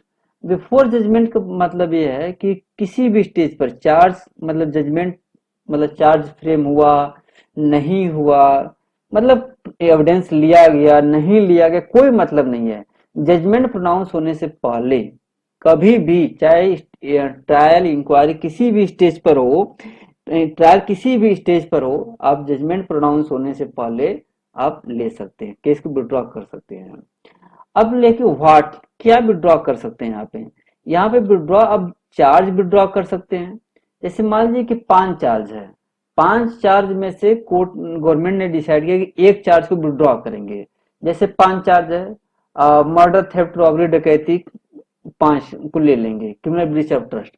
तो कोर्ट ने कहा कि हम सिर्फ इसमें थेफ्ट का विड्रॉ करेंगे, चार्ज 4 जो है कंटिन्यू करेगा। तो वहां पे एक केस का विड्रॉ हो सकता है, चार्ज, सिंगल चार्ज का विड्रॉ हो सकता है, या जहां एक ही केस चल रहा हो तो एक ही केस का विड्रॉ हो सकता है। अब चार्जेस का मतलब क्या हुआ, जहां कई चार्जेस हों तो सारे चार्ज को विड्रॉ किया जा सकता है या उसमें से कुछ चार्ज को विड्रॉ किया जा सकता है। तो अब एक पॉइंट क्लियर हो गया, कौन विड्रॉ कर सकता है, हु, कैसे विड्रॉ कर सकता है, कंसेंट ऑफ कोर्ट से, व्हेन विड्रॉ, कब कर सकता है, व्हाट विड्रॉ, क्या कर सकता है। अब ऑफेंस, किस तरह के ऑफेंसेस का विड्रॉल हो सकता है, ये बहुत इंपॉर्टेंट पॉइंट है। अब यहाँ पर हम आएंगे अगेंस्ट हुम। अगेंस्ट हुम ऑफेंस या तो आप स्टेट के खिलाफ किए हों, ऑफेंस या स्टेट के खिलाफ हो, या विक्टिम के खिलाफ हो, या सेंट्रल गवर्नमेंट के खिलाफ हो। अब हमने 2 कैटेगरी क्यों रखा है, स्टेट के खिलाफ और विक्टिम, सेंट्रल के खिलाफ, इन दोनों कैटेगरी बांटने का ये रीजन था कि कई बार जनरली क्या होता है, पीपी एपीपी जो केस को डील करते हैं स्टेट द्वारा अपॉइंट रहते हैं, इसका कहना है कि अगर कोई ऐसा ऑफेंस हो जो सेंट्रल गवर्नमेंट के खिलाफ किया गया हो, लेकिन वह पीपी और एपीपी सेंट्रल गवर्नमेंट से अपॉइंट न किया गया हो, तो वह पीपी और एपीपी तब तक केसेस को विड्रॉ नहीं कर सकता इस कैटेगरी में, जब तक कि सेंट्रल गवर्नमेंट उसको परमिशन न दे दे। अब सेंट्रल गवर्नमेंट के खिलाफ कौन कौन ऑफेंसेस होते हैं वो मैंने अब बाद में डिस्कस करूंगा। जैसे मान लीजिए कि रेलवे डिपार्टमेंट सेंट्रल गवर्नमेंट का वो है, यूनिट है, तो रेलवे में अगर कोई तोड़फोड़ करते हैं, प्रॉपर्टी करते हैं, तो उसका मैटर सेंट्रल गवर्नमेंट के परमिशन से विड्रॉ होगा। तो इस तरह से हमने देख लिया ऑफेंसेस अगेंस्ट होम, तो इस तरह का पॉइंट क्लियर हो गया। तो who can withdraw, how, when, what, against whom, offence against whom. अब हम आते हैं एक बहुत ही लॉजिकल क्वेश्चन है कि डिफरेंस बिटवीन 224 टू 321। देखिए, इसलिए हमें इसका लिखने का मेन पर्पज ये था डिफरेंस, कि कई बार स्टूडेंट्स हमेशा कंपटीशन एग्जाम में कंफ्यूज रहता है कि 224 भी चार्ज की विड्रॉ करने की बात कर रहा है, 321 भी चार्ज को विड्रॉ करने की बात कर रहा है। यहाँ पे सेक्शन की जगह सेक्शन होना चाहिए, यहाँ पे करेक्शन है, यहाँ पे सेक्शन की जगह सेक्शंस होना चाहिए, करेक्शन है, चलो सेक्शन होना चाहिए। तो इसीलिए हमने दोनों का अंतर बता दिया। 224 में विड्रॉल ऑफ चार्जेस, इसकी जो हेडिंग वर्डिंग होती है, चार्ज वर्ड यूज होता है कि क्या विड्रॉ होता है, चार्ज। और यहाँ पे क्या विड्रॉ करने की बात होती है, प्रोसिक्यूशन विड्रॉ करने की बात आती है। देखो, प्रोसिक्यूशन भी चार्ज का एक पार्ट है, उसमें बहुत ज्यादा अंतर नहीं है। अब दोनों में सिमिलरिटीज क्या होती है, दोनों में सिमिलरिटी जब हम सर्च करेंगे तो ये भी विड्रॉल ऑफ चार्जेस की बात करता है और ये भी विड्रॉल ऑफ चार्जेस की बात करता है। और दूसरी सिमिलरिटी है कि with consent of the court, with consent of the court, ये दोनों पॉइंट सिमिलरिटीज है। ये बहुत ही इंपॉर्टेंट है, सिमिलरिटी के पॉइंट पर ये बहुत ही इंपॉर्टेंट है, ठीक ना। ये हमारा क्या होगा, सिमिलरिटीज हो गया। अब सिमिलरिटीज के बाद हम आएंगे डिफरेंसेस के रिगार्डिंग, दोनों में डिफरेंसेस क्या है। तो डिफरेंसेस के रिगार्डिंग हम आपको बता देना चाहते हैं कि बहुत ही डिफरेंसेस कई पॉइंट पर हैं। पहला पॉइंट है कि एप्लीकेशन बाय हुम, एप्लीकेशन कौन दे सकता है, application by whom. Application by whom में देखेंगे तो यहाँ कंप्लेनेंट भी दे सकता है और यहाँ पे ऑफिसर भी दे सकता है। कंप्लेनेंट का मतलब यहाँ विक्टिम को भी यहाँ पर पार्टिसिपेशन हो सकता है। लेकिन अभी अभी मैं बता रहा था कि मालूमात कमेटी में कहा गया था कि 324 के मामले में विक्टिम का कोई रोल नहीं है। यहाँ पे कौन दे सकता है, यहाँ पे या तो पीपी दे सकता है या तो एपीपी दे सकता है। लेकिन इसका कंडीशन क्या होता है पीपी का, एपीपी का, वही पीपी और एपीपी दे सकता है जो केस का इंचार्ज ऑफ द केस है। यही वर्ड ओल्ड सीआरपीसी में नहीं था, न्यू सीआरपीसी में है। तो एप्लीकेशन में पॉइंट पर कंप्लेंट दे सकता है, ऑफिसर दे सकता है कंडक्टिंग द केस, यहाँ पे पब्लिक प्रोसिक्यूटर दे सकता है, एपीपी दे सकता है, यहाँ पे विक्टिम का कोई पार्टिसिपेशन नहीं है। नंबर ऑफ केसेस, यहाँ पे जो है जब 224 में जब आएंगे आप, तो ये must be more than one charges. अगर एक चार्ज है, क्योंकि 224 के अंतर्गत केस विड्रॉ तभी होते हैं जब मान लीजिए कि एक से ज्यादा चार्जेज हों और उसमें कम से कम एक में कन्विक्शन हो चुका हो। जैसे मान लीजिए 5 चार्ज हैं, तो 224 में पांचों चार्ज को आप विड्रॉ नहीं कर सकते, उसमें से एक को भी विड्रॉ नहीं कर सकते। लेकिन कब विड्रॉ कर सकते, मान लीजिए 5 चार्ज में से 3 का कन्विक्शन हो गया, 2 का कन्विक्शन नहीं है, 2 का कन्विक्शन अभी चल रहा है, ट्रायल चल रहा है, तो वहां पे 3 के कन्विक्शन होने की वजह से रिमेनिंग 2 चार्जेस हैं, 2 का विड्रॉ कर सकते हैं। लेकिन यहां पर क्या है, 224 के अंतर्गत क्या है कि इवन सिंगल चार्ज को विड्रॉ आप कर सकते हैं। यहाँ पे सिंगल चार्ज है, किसी में भी कन्विक्शन नहीं हुआ है, सिंगल चार्ज है तो सिंगल में विड्रॉ कर सकते हैं, या जहां मोर चार्जेस है वहां पर भी आप विड्रॉ कर सकते हैं। ये बहुत ही इंपॉर्टेंट पॉइंट है, मतलब कि 224 जो है विड्रॉल ऑफ रिमेनिंग चार्जेस, उसका हेडिंग क्या आता है कि विड्रॉल ऑफ रिमेनिंग चार्जेस, ये अंतर है। इस पॉइंट को मैं आगे बढ़ाते हुए लिखा हूं कि there must be conviction in some charges, कुछ में कन्विक्शन होना चाहिए, यहाँ पे कोई कन्विक्शन की जरूरत नहीं है, आप यहाँ केस को विड्रॉ कर देंगे। अब यहाँ पर आता है कि कोर्ट, यहाँ पे कोर्ट के पास एक डिस्क्रिप्शन दिया गया है, कोर्ट अपने डिस्क्रिशनरी पावर को यूज करते हुए प्रोसीडिंग को स्टे कर सकता है। लेकिन इस मामले में कोर्ट को कोई यहाँ पे प्लेस नहीं दिया गया है, कोर्ट यहाँ पे अपने से कुछ भी नहीं कर सकता है। यहाँ पे कोर्ट सिर्फ और सिर्फ क्या कर सकता है, सिर्फ कंसेंट देने का काम कर सकता है। यहाँ लिखा है ना कि here court on its own accord can do nothing, या कुछ अपने से नहीं कर सकता। इफेक्ट ऑफ विड्रॉल क्या होगा, अगर 224 में अगर विड्रॉल हुआ तो उसका इफेक्ट एक्विटल होता है, उसका इफेक्ट एक्विटल होता है। लेकिन 224 में 321 में दो पार्ट हैं, डिस्चार्ज हो गया, जैसे चार्ज फ्रेम होने से पहले, अगर चार्ज फ्रेम होने से पहले अगर स्टेट गवर्नमेंट ने और पीपी ने केस को विड्रॉ कर दिया 321 के अंतर्गत, तो वहां व्यक्ति डिस्चार्ज होगा। क्योंकि देखो डिस्चार्ज जो वर्ड यूज होता है, डिस्चार्ज और एक्विटल में बेसिक अंतर यही होता है, डिस्चार्ज हमेशा चार्ज फ्रेम होने से पहले होता है और एक्विटल जब भी होता है तो चार्ज फ्रेम होने के बाद होता है। तो इन दोनों में एक टॉपिक भी है जिसको मैं डिस्कस भी करूंगा कि डिस्चार्ज और एक्विटल में अंतर क्या है। तो डिस्चार्ज और एक्विटल में बेसिक अंतर यही है कि discharge occurred before framing of charge, acquittal occurred after framing of charge. तो यहाँ पर क्योंकि विड्रॉल तो आप कभी भी कर सकते हैं 321 के अंतर्गत, तो इस मामले में अगर चार्ज फ्रेम होने से पहले डिस्चार्ज हुआ तो जैसे कि आप डिस्चार्ज होंगे, जैसे अगर चार्ज फ्रेम हो गया तो आप वहां पे इक्विटल होंगे। ये बेसिक अंतर आ 224 में और 321 में। देखो आप किसी भी बुक में ये टॉपिक आपको मिलेगा नहीं, क्योंकि मैं कई कंपटीशन में झेल चुका हूं, इसीलिए सारे अंतर बना करके रखा हूं, पढ़ लेना, समझ लेना। अब हम आते हैं धीरे धीरे बढ़ते हुए कि इसका कंडीशन क्या। अब मैं यहाँ से मैं थ्रोली डिस्कस करूंगा 321 का कंडीशन क्या है, क्योंकि पहले तो हमने देखा कि who can withdraw, how can withdraw, when can withdraw, offences against हुम कैन विड्रॉ, तो व्हाट, वेयर, हाउ, व्हेन, उसके थ्रू हमने डिस्कस किया। लेकिन अब हम बेयर एक्ट की वर्डिंग के हिसाब से मैं डिस्कस करूंगा। तो बेयर एक्ट की वर्डिंग में जब हम डिस्कस करेंगे आपको, तो आपको बता देना चाहते हैं कि सबसे इंपॉर्टेंट पॉइंट ये है कि इसमें फुटनोट सबसे इंपॉर्टेंट है, क्योंकि मैं यहाँ पर फुटनोट की वजह के हेल्प से सारे पॉइंट को मैं डिस्कस कर दूंगा दिया हूँ। जैसे मान लीजिए कि यहाँ पर पहला कंडीशन ये है कि सेक्शन 321 का स्टार्टिंग वर्ड है कि विड्रॉल फ्रॉम द प्रोसिक्यूशन, ये इसका मार्जिनल नोट है। अब अगर इसमें कंडीशन देखेंगे कि पहला कंडीशन क्या है, तो पहला कंडीशन है कि 321 में कौन अथराइड है, पीपी अथराइड है या एपीपी अथराइड है। अब पीपी कौन होता है, एपीपी कौन होता है, इनका मीनिंग क्या है, इस पॉइंट को डिस्कस करने के लिए यहाँ पर तो एक तो मैंने फुटनोट का भी हेल्प ले लिया है, एक तो हमने फुटनोट का भी हेल्प ले लिया है, दूसरा हमने चार्ट का भी हेल्प ले लिया है।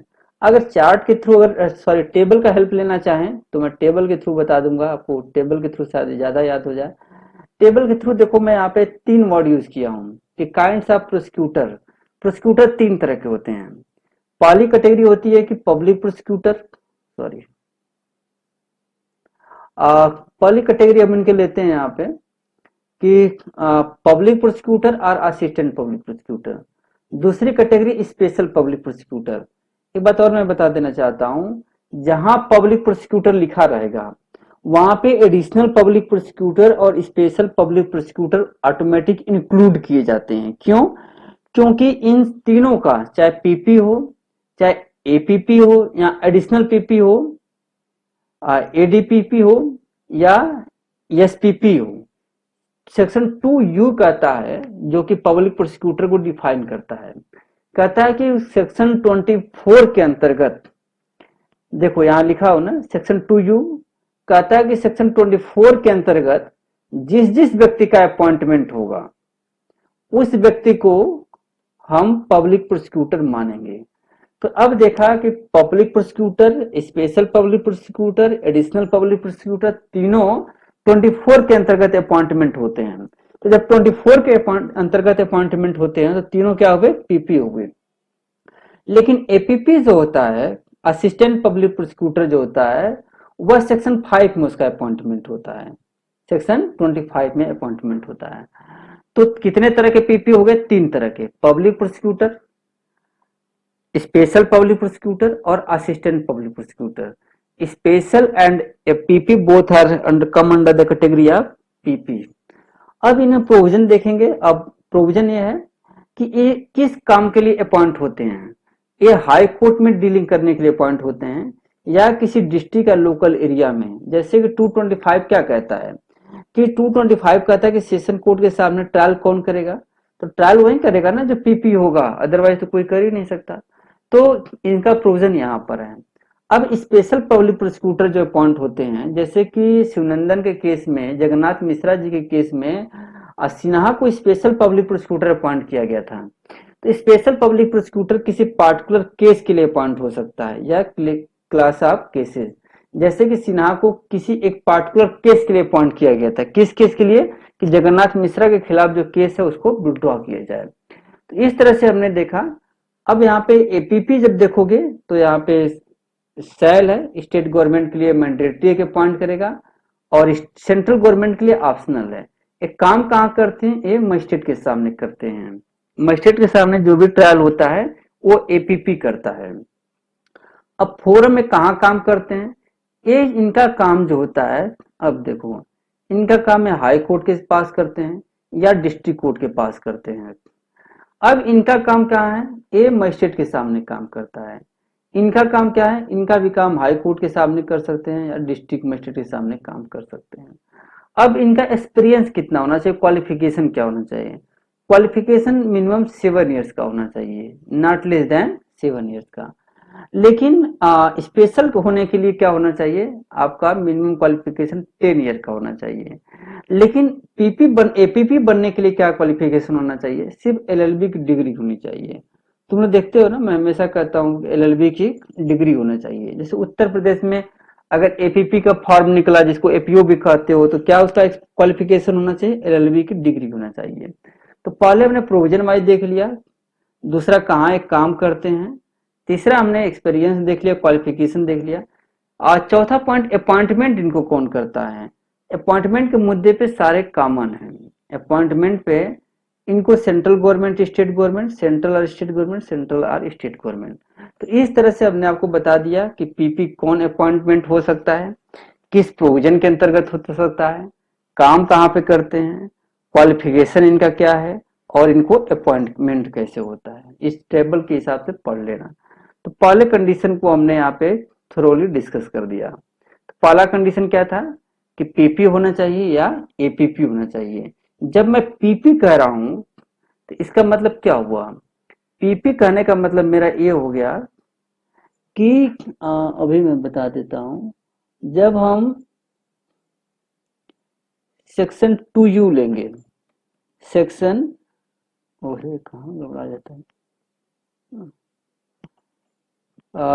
जैसे मान लीजिए सेक्शन हमने 2U लिया, 2U कहता है कि पब्लिक प्रोसिक्यूटर का मीनिंग क्या होगा।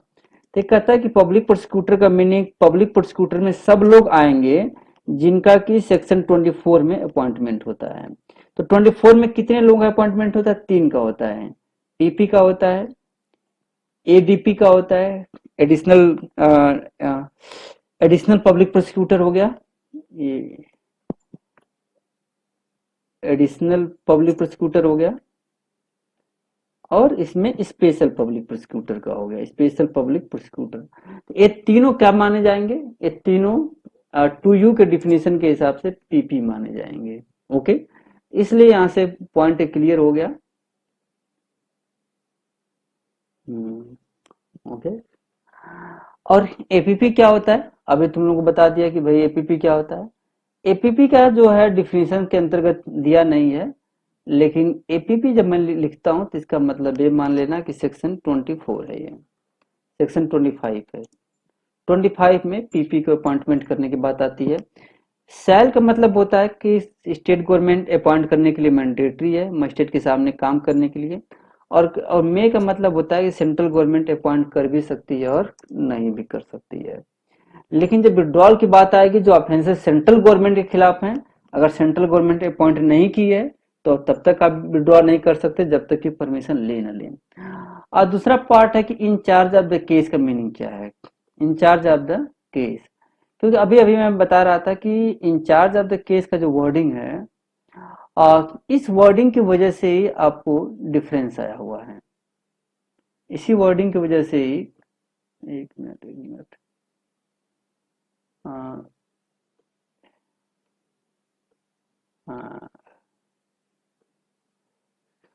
हाँ, इस वर्डिंग के हिसाब से यही वर्डिंग है जो डिफरेंस क्रिएट करता है। किसमें डिफरेंस करता है?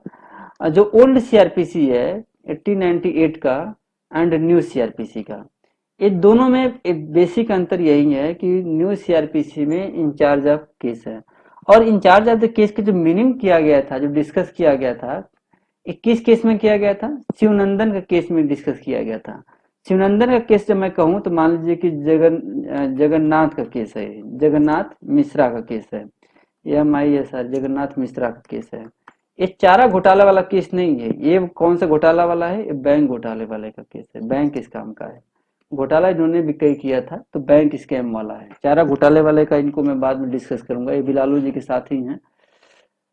अब हम आएंगे तीसरा पॉइंट में डिस्कस करेंगे with the consent of the court. अभी तीसरा कंडीशन क्या है हमारे पास? कंसेंट ऑफ द कोर्ट है, क्योंकि कंसेंट ऑफ द कोर्ट ही चेक एंड बैलेंस क्रिएट करता है।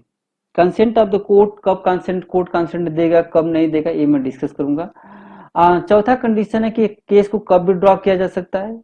इसके अंतर्गत विड्रॉ आप कभी भी कर सकते हैं before judgment is pronounced. Okay, अब withdraw from the prosecution of any person, of any withdrawal from prosecution of any person. Any person का मतलब चाहे कि वो मर्डर किया हो, रेप किया हो, डकैती किया हो, कुछ भी किया हो, इसके खिलाफ यहाँ पे विड्रॉ हो जाएगा। अब सबसे इंपॉर्टेंट पॉइंट है कि इसमें either generally are in respect of either generally का मतलब क्या होगा? सारे केस का विड्रॉ कर दो। 10 केस है तो 10 का विड्रॉ कर दो। Either generally are in respect of one or more of the offences, are in respect of one or more offences. या तो सारे का विड्रॉ कर लो जनरली, या उसमें से कुछ का विड्रॉ करो, कुछ का छोड़ दो, ये हो गया। अगर विड्रॉ का इफेक्ट क्या होगा, ये इंपॉर्टेंट चीज है। अब इफेक्ट की जब बात आती है, इफेक्ट क्या होगा, तो इफेक्ट में हमने बताया कि अगर चार्ज फ्रेम होने से पहले अगर होगा विड्रॉल तो डिस्चार्ज होगा। अब किस केसे में कौन कौन प्रोविजन है जबकि चार्ज फ्रेम करना जरूरी होता है, कब नहीं होता है, अब यहाँ पे मैं आपको फुटनोट के हिसाब से बताऊंगा। 16 फुटनोट नंबर कह रहा है कि basic difference between charge and discharge में क्या अंतर होता है। बेसिक डिफरेंस यही होता है कि चार्ज जब फ्रेम होता है, चार्ज फ्रेम होने के बाद सिर्फ और सिर्फ एक्विटल होता है। जैसे मान लीजिए कि फॉर एग्जांपल अगर आप देखेंगे 3 सेक्शन है, 227 डिस्चार्ज की बात करता है और 228 चार्ज फ्रेम करने की बात आती है। उसी तरह से 239 डिस्चार्ज की बात करता है, चार्ज फ्रेम करने की बात कौन करता है? 240 करता है। 245 डिस्चार्ज की बात करता है, तो चार्ज कौन सा फ्रेम करता है? चार्ज 246 करता है। हमारे कहने का मतलब है कि जहां पे चार्ज फ्रेम होता है तो चार्ज फ्रेम करने वाले से पहले का जो प्रोविजन होगा वो डिस्चार्ज का होगा। इससे अब दो है, या तो आप चार्ज का सेक्शन याद करके डिस्चार्ज याद कर लीजिए, या डिस्चार्ज का सेक्शन याद करके चार्ज कर लीजिए। अगर मैं पूछूं कि चार्ज किस में आएगा सेशन ट्रायल में, तो 227 के बाद 228 में आएगा। 239 के बाद क्या आएगा? चार्ज किस में फ्रेम होगा? Warrant cases instituted on the police report, तो 240 में आएगा। 246 क्या है?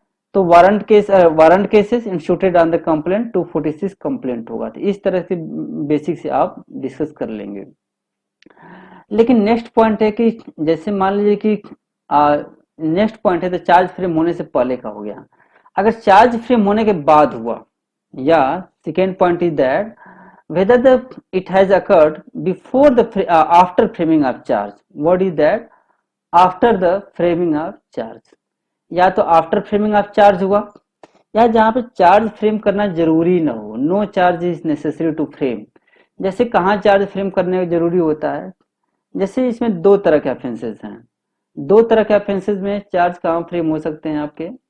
चार्ज दो तरह में होते हैं, या तो सेशन ट्रायल में होता है, सेशन ट्रायल में चार्ज फ्रेम करना जरूरी होता है, और वारंट ट्रायल में चार्ज फ्रेम करना जरूरी होता है। वारंट ट्रायल में चाहे case instituted on the police report हो, जैसे मान लीजिए कि यहाँ 228 हो गया, 228 में चार्ज फ्रेम करना है, यहाँ पे क्या करना है आपको? 240 में करना है या 246 में करना है, 246 में करना है। यहाँ पे चार्ज फ्रेम करना जरूरी है। अगर चार्ज फ्रेम करने के बाद केस का विड्रॉल होगा तो क्या कहलाएगा? वो एक्विटल कहलाएगा। चार्ज फ्रेम होने के बाद होगा तो एक्विटल होगा। दूसरा पॉइंट है कि जहाँ चार्ज फ्रेम करना जरूरी ही नहीं हो, जहाँ चार्ज फ्रेम करना जरूरी नहीं हो वहां पर भी वो डिस्चार्ज ही कहलाएगा। जैसे मान लीजिए कि हम एग्जांपल लेते हैं कि जैसे कहाँ पे चार्ज फ्रेम करना जरूरी नहीं है। जैसे मान लीजिए कि दो प्रोविजन है, एक तो हम सम्मन केसेस में देखेंगे, सम्मन केसेस में भी चार्ज फ्रेम करना जरूरी नहीं होता है या कोर्ट के डिस्क्रिप्शन पर होता है, या हम समरी ट्रायल में देखेंगे। समरी ट्रायल में समरी ट्रायल में जब जाते हैं तो 261 कहता है कि जहां पे हम साइलेंट है वहां समरी ट्रायल को, सम्मन ट्रायल को फॉलो करेंगे। तो ये दो मैटर हैं, इनमें भी चार्ज फ्रेम करने की जरूरत नहीं है। अगर इन केसों में विड्रॉल होगा तो क्या होगा, वो डिस्चार्ज होगा कि एक्विटल होगा। इसमें एक्विटल होगा। क्यों? क्योंकि इसमें चार्ज फ्रेम करने का प्रावधान ही नहीं है, तो इसमें आपका एक्विटल हो जाएगा। ओके। और इसमें क्या होगा, इसमें भी आपका चार्ज फ्रेम होने के बाद अगर हो रहा है, इसमें आपका एक्विटल हो जाएगा। अगर यही अगर बिफोर वाला होता पार्ट, दैट इज द अंदर पॉइंट, उसमें डिस्चार्ज होता। अब आप समझ गए होंगे इफेक्ट। अब इफेक्ट के बाद हम एक्यूटिव पार्ट को डिस्कस करेंगे कि अगर central offence related to the central offence है तब क्या होगा। अगर offence related to central government है, अगर जैसे एग्जीक्यूटिव पावर जहां सेंट्रल गवर्नमेंट का एक्सटेंड करता हो, या Delhi special police establishment act के अंतर्गत किसी मैटर का इन्वेस्टिगेशन हुआ हो, या आपने प्रॉपर्टी जो डैमेज किया है वह सेंट्रल गवर्नमेंट से बिलोंग करती हो। Damage of property of central government, जैसे मान लीजिए कोई परमाणु बम की फैक्ट्री है, या जहाँ पे ऑर्डिनरी फैक्ट्री है, गन उन बनाए जाते हैं, रेलवे डिपार्टमेंट का है, पार्लियामेंट है, तो यहाँ पर आपके खिलाफ होगा। या आप सेंट्रल गवर्नमेंट के एम्प्लॉय हों, central employ of the central government, जैसे हम लोग हो गए, मैं हो गया, मैं सेंट्रल गवर्नमेंट का एम्प्लॉय हूँ। अगर मेरे खिलाफ कोई अगर विड्रॉ करना चाहे, जैसे मान लीजिए कि मेरा एक स्टूडेंट है, वो एपीपी बन गया है, मेरे खिलाफ मजिस्ट्रेट के सामने केस चल रहा है, मैंने इसको फोन किया, हमने कहा ऐसा काम करो कि तुम मेरे खिलाफ ही केस को विड्रॉ कर दो। और वह एपीपी कैसे बना है, वह एपीपी स्टेट गवर्नमेंट ने उसको अपॉइंट किया था। और मैंने क्या किया था, मैंने किया था कि रेलवे प्रॉपर्टी को डिस्ट्रॉय किया था। अब मेरा स्टूडेंट जो था, जो बाद में एपीपी बन गया है, उसने चार्ज को विड्रॉ करने का अप्लीकेशन दे दिया कि गुरु जी की बात है, चलो केस को विड्रॉ कर दूं। अब वहां पे सेंट्रल गवर्नमेंट ने ऑब्जेक्शन लगा दिया। सेंट्रल गवर्नमेंट ने कहना है कि मैं तो तुम्हें अपॉइंट ही नहीं किया हूं, तुम तो एलएलबी पास की हो, तुम स्टेट गवर्नमेंट के थ्रू तो तुम्हारा सिलेक्शन हुआ है, इस मामले में तुम विड्रॉ नहीं कर सकते। तो क्या मेरा स्टूडेंट्स मेरे खिलाफ केस को विड्रॉ कर सकता है? नहीं, मेरा स्टूडेंट्स मेरे खिलाफ केस को विड्रॉ नहीं कर सकता। क्यों? क्योंकि मैं यहाँ पे सेंट्रल गवर्नमेंट का एम्प्लॉय हूँ। मेरा स्टूडेंट जो है वो सेंट्रल गवर्नमेंट से अपॉइंट नहीं हुआ था। बाय चांस मान लीजिए कि मेरा एक और स्टूडेंट अखिलेश है, अखिलेश को सेंट्रल गवर्नमेंट ने इस पर्पजेस के लिए अपॉइंट कर रखा है कि अगर कोई प्रॉपर्टी सेंट्रल गवर्नमेंट का एम्प्लॉय है उसका केस डील करना। अब मैंने वहां पे पार्थ को फोन ना करके मैं किसको फोन किया हूं, मैं वहां पे अखिलेश को फोन कर दिया, और अखिलेश ने वहां पे अप्लीकेशन लगा दिया। अब अखिलेश ने एप्लीकेशन लगा दिया तो वहां पर अगर कोर्ट फिट समझे तो कंसेंट दे सकता है और केस को विड्रॉ हो सकता है। तो अब इस तरह से आ, एक और यहाँ पे हर्डल आती है कि अखिलेश भी ऐसा तभी कर सकता है जब एक बार स्टेट का ओपिनियन ले करके, क्योंकि आखिरी फाइनली वो स्टेट को रिप्रेजेंट करता है, तो यहाँ पर स्टेट का ओपिनियन लेना भी बहुत जरूरी है। इस तरह के मैटर हो गए, तो इस तरह हमने डील कर दिया। तो जब हमने डील किया तो हमने आपको बहुत ही क्रिस्टल क्लियर एक बार समराइज कर देना चाहता हूँ। कौन विड्रॉ कर सकता है? पीपी कर सकता है। पीपी का मतलब क्या हुआ, या तो पब्लिक प्रोसिक्यूटर हो, या एडिशनल पब्लिक प्रोसिक्यूटर हो, या स्पेशल पब्लिक प्रोसिक्यूटर हो, या एपीपी हमने डील कर दिया। एपीपी कौन है? जिसको कि सेंट्रल गवर्नमेंट, जिसको कि सेक्शन 21 के अंतर्गत जिसको अपॉइंट किया गया है, 25 के अंतर्गत एपीपी हो गया। इंचार्ज ऑफ द केस का मतलब क्या है? इंचार्ज ऑफ केस का मतलब हमने अभी आपको बताया कि अभयानंद, अरे जगन्नाथ मिश्रा के केस में बताया गया था कि यही पॉइंट है जो डिफरेंस बताता है। आप इस पॉइंट को डिफरेंस बताता है। और जब नेक्स्ट पॉइंट की तरफ हम मूव करते हैं तो एक कभी भी चार्ज विड्रॉ किया जा सकता है। चार्ज विड्रॉ करने का कुछ इस तरह का नहीं है। अब क्लियर हो गया। अब नेक्स्ट पॉइंट पर आते हैं इंग्रेडिएंट खत्म होने के बाद। अरे भाई कहाँ तुम लोग आ गए थे?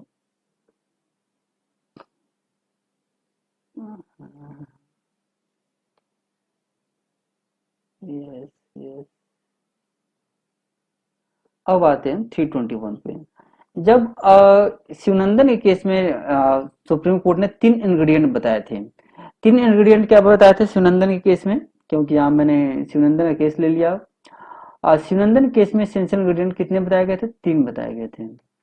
कौन कौन बताए थे? पहला था कि application should be given by the PP और एपीपी। तो पहला कंडीशन में पीपी होना चाहिए या एपीपी होना चाहिए। और दूसरा कंडीशन ये बताया गया था, पहला कंडीशन तो पीपी और एपीपी का बता दिया गया था। और दूसरा कंडीशन बताया गया था कि वो केस का इंचार्ज होना चाहिए। और तीसरा कंडीशन ये बताया गया था कि consent of the court necessary है, विदाउट कोर्ट के कंसेंट के आप विड्रॉ नहीं कर सकते। तो 3 कंडीशन इसमें बताए गए थे कि पीपी बताए गए थे, चार्ज ऑफ द केस बताए गए थे, कंसेंट ऑफ द कोर्ट बताए गए थे। जो इफेक्ट है वो इफेक्ट इंग्रेडिएंट नहीं होगा, तो 321 का इंग्रेडिएंट नहीं है, वो तो उसका एक पार्ट है कि अगर विड्रॉ करेंगे तो इफेक्ट क्या होगा। तो चार्ज फ्रेम होने से पहले जो विड्रॉ हो रहा था वो डिस्चार्ज हो रहा था, चार्ज होने के फ्रेम के बाद जो हो रहा था उसका एक्विटल हो रहा था। अब लिम्ब कितने लिम्ब है इसमें, सुप्रीम कोर्ट ने इसी केस में शिवनंदन पासवान के केस में कहा गया था। अगर लिम्ब की बात करें, जो बहुत ही कंसाइज करके अगर बात करें, तो इसके 2 लिम्ब हैं। तो 2 लिम्ब में क्या कौन कौन से हैं? पहला लिम्ब तो हमें पीपी का है और दूसरा कोर्ट का है, क्योंकि इन्हीं दोनों का, क्योंकि यहाँ पे विक्टिम का तो कोई रोल है ही नहीं। तो 2 लिम्ब है 321 के। कौन कौन लिम्ब है? तो 321 के 2 लिम्ब है, एक PP APP in charge of the case, और दूसरा कौन है? कोर्ट। अगर ये दोनों सहमत है, ये दोनों राजी हैं, तब यहाँ पे केस को विड्रॉ हो सकता है। अगर इन दोनों में से कोई एक सहमत नहीं है तो आप आगे नहीं बढ़ सकते। क्यों? क्योंकि कोर्ट यहाँ पे सुओ मोटो कुछ नहीं कर सकता। और पीपी भी, पीपी का एप्लीकेशन तब तक, जब तक एक्सेप्ट नहीं होगा कोर्ट के द्वारा, तब तक यहाँ पर आप विड्रॉ भी नहीं कर सकते। तो दोनों में चेक एंड बैलेंस का है, दोनों में क्या है? चेक एंड बैलेंस का है। अब ओल्ड सीआरपीसी और न्यू सीआरपीसी में अंतर क्या था ये भी बता दूं आपको। ओल्ड सीआरपीसी और न्यू सीआरपीसी में एक ही अंतर था, मैं अभी आपको बताया भी था कि इसमें बहुत ज्यादा है नहीं। ओल्ड सीआरपीसी एक वर्ड है, इंचार्ज ऑफ द केस। मैं अभी अभी कहा था कि इसी वर्ड की वजह से अंतर इसमें आया हुआ है, इंचार्ज ऑफ द केस, क्योंकि ये ओल्ड सीआरपीसी में वर्ड मिस कर रहा था। देखिए मैं लिखा हूं ना, in the old CrPC this word was missing and new CrPC it was inserted. इन्हीं वर्ड की वजह से, इंचार्ज ऑफ द केस की वजह से जगन्नाथ मिश्रा के केस में दत्ता को अलाउ नहीं किया गया, दत्ता को ऑब्जेक्शन उनको रिजेक्ट कर दिया गया और सिन्हा को अलाउ कर दिया गया। क्योंकि कहा गया था कि देखिए भाई ओल्ड सीआरपीसी में तो इंचार्ज ऑफ द केस नहीं था, तो जो पहले से केस को कंटिन्यू कर रहा था, जैसे दत्ता केस कर रहे थे, उनको मान लिया जाता। लेकिन इंचार्ज ऑफ द केस आने के बाद अब इंचार्ज किसको बना दिया गया? सिन्हा को बना दिया गया है। तो ये जो वर्ड था, इसीलिए इसी केस में शिवनंदन पासवान के केस में डिस्कस किया गया था। और मैं अभी भी बताया था कि शिवनंदन पासवान का केस जो किस केस के नाम से जाना जाता है, इनका केस अभी जगन्नाथ मिश्रा के केस के नाम से जाना जाता है। ठीक ना, जगन्नाथ मिश्रा केस है ये। अब हमने देखा कि अभी आपको काइंड्स भी बता दिया था कि प्रोसिक्यूटर कितने तरह के होते हैं, कहाँ अपॉइंटमेंट होते हैं, कैसे अपॉइंटमेंट होते हैं। इनके बाद से हम एक केस डिस्कस करेंगे। अब केस वाइज हम स्टार्ट करेंगे। Balwant Singh and another versus state of Bihar का ये फर्स्ट लीडिंग केस है, जिसमें कि ऑनरेबल जस्टिस कृष्णा अय्यर ने डिसाइड किया था। देखिए इसका मैंने 2 पॉइंट है कि आप इसको अब बी आर कृष्णा अय्यर ने डिसाइड किया था। फुटनोट दे रखा हूँ, ओरिजिनल जजमेंट आप देख करके आप पढ़ सकते हैं। तो इसमें सुप्रीम कोर्ट ने कृष्णा अय्यर ने बहुत ही रिमार्केबल बात कही थी। कहा गया था जो पीपी की जो रिस्पॉन्सिबिलिटी है वो स्टेचुटरी रिस्पॉन्सिबिलिटी है। और स्टेचुटरी रिस्पॉन्सिबिलिटी होने का मतलब ऐसा नहीं कि तुम्हें सरकार ने अपॉइंट किया है तो तुम सरकार का एक एजेंट की तरफ बिना अपना दिमाग लगाए सरकार ने जो कह दिया चापलूसी की हदें पार किए जा रहे हो, जैसे आजकल हो रहा है, जो कह दिया बस एप्लीकेशन दे दो। नहीं, ऐसा नहीं है। तुम्हारे पास सरकार की चापलूसी के सिवा कुछ और भी काम है। इसलिए तुम्हें क्या है, तुम्हें स्टेचुटरी रिस्पॉन्सिबिलिटी दी गई है। इसीलिए यहाँ पे ये नहीं लिखा हुआ कि state government can withdraw, central government can withdraw, नहीं, ये सब नहीं लिखा हुआ है। क्या लिखा हुआ है कि PP can give application for withdraw, APP can give the application for withdraw. State government, central government, ये सब नहीं लिखा हुआ कि they can give the withdraw. तो यहाँ पर कहा गया कि एपीपी की स्टेचुटरी रिस्पॉन्सिबिलिटी है, क्या है कि अप्लाई हिज माइंड, खुद का अपना माइंड अप्लाई करो। भगवान ने तुम्हें भी कुछ दे रखा है, अपना माइंड अप्लाई करो। तो पहला पॉइंट है कि तुम्हारे ऊपर स्टैट्यूटरी रिस्पॉन्सिबिलिटी है क्या करने के लिए, कि तुम अपना माइंड अप्लाई करो। और दूसरा बात इन्होंने कहा था कि जो तुम्हें पावर दिया गया नॉन नेगोशिएबल दिया गया है, तुम इसे किसी और के साथ नेगोशिएट नहीं कर सकते, and can not be bartered away. Bartered away का मतलब एक्सचेंज होता है। बार्टर्ड अवे मतलब क्या होता है, एक्सचेंज होता है। मैंने फुटनोट के माध्यम से यहाँ बार्टर्ड की मतलब मीनिंग लिख दिया है। बार्टर मतलब होता है कि एक्सचेंज ऑफ गुड्स और service without without sharing money. बिना पैसा लिए दिए जो सर्विस या गुड्स का एक्सचेंज होता है बार्टर्ड अवे होता है। तो कोर्ट ने कहा है कि पीपी जो है अपनी ड्यूटी को स्टेट के फेवर में, जो उसका सुपीरियर अथॉरिटी है, सुपीरियर अथॉरिटी के फेवर में बार्टर्ड अवे नहीं कर सकता, अपनी ड्यूटी को हैंड ओवर नहीं कर सकता। तो दो इंपॉर्टेंट पॉइंट तुम लोग को ध्यान में रखना है कि कृष्ण अय्यर ने सबसे पहले लैंडमार्क जजमेंट डिसाइड किया था बलवंत सिंह का।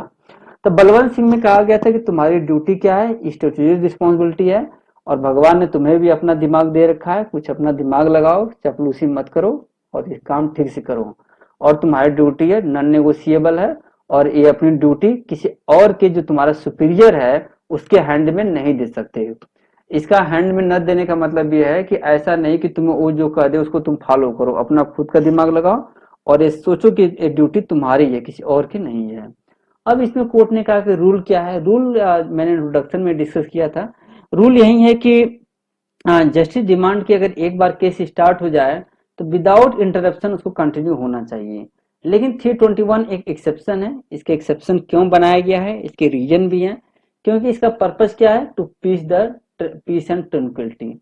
अब सोसाइटी में कैसे पीस एंड ट्रंक्विलिटी स्टैब्लिश करेंगे केस को विड्रॉ करके, इसमें 3 एग्जाम्पल भी दिए हुए हैं, मैं भी डिस्कस करूंगा 2 मिनट बाद। तो पहला है कि कंसेंट शुड बी गिवन। कह रहा है कि कोर्ट अगर कंसेंट अगर नहीं दे रहा है तो आप केस को परमिट नहीं कर सकते। लेकिन सबसे इंपॉर्टेंट बात है कि जब कोर्ट कंसेंट देगा तो क्यों देगा, कैसे देगा, क्या वैक्यूम में देगा या कुछ उसका भी ऑब्जेक्ट होगा। कह रहा है कि जब आप कंसेंट देंगे तो आपको ध्यान में रखना होगा कि इसका पर्पज क्या होना चाहिए, administration of justice justifying withdrawal. ये सबसे इंपॉर्टेंट पॉइंट्स है। क्या है सबसे इंपॉर्टेंट पॉइंट है, एडमिनिस्ट्रेशन एडमिनिस्ट्रेशन ऑफ जस्टिस। ये गलत जगह हाथ, ये जब आ जाता है तो हम फंस जाते हैं। अरे भाई आज फंसेंगे नहीं, आज निकल जाएंगे आज। एडमिनिस्ट्रेशन ऑफ जस्टिस है, इसका पर्पस क्या होना चाहिए, एडमिनिस्ट्रेशन ऑफ जस्टिस होना चाहिए। और कह रहा है कि कोर्ट को कब कंसेंट नहीं देना चाहिए, कोर्ट को कब कंसेंट नहीं देना चाहिए। कह रहा है कि अगर